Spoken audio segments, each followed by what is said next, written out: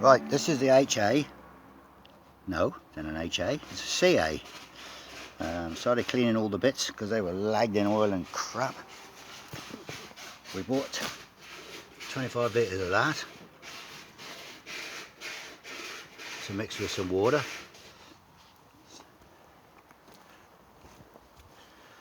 And that's the result of what I've got out so far. It doesn't dissolve the oil and the grease and the dirt, but it does make it so that it will brush off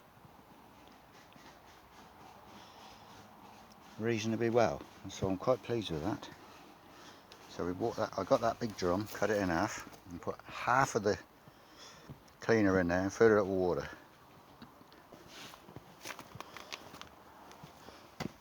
Bought a decent pair of gloves.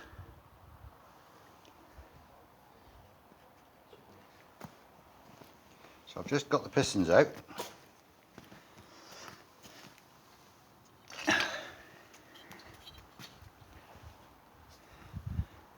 And they, we think, will probably go again. We say that's standard, aren't they, Al? No, there's no markings on it. Oh, no markings on that one? No, okay. But we think a bit of cleaning up, some new rings, they'll go again, depends on what the block is like.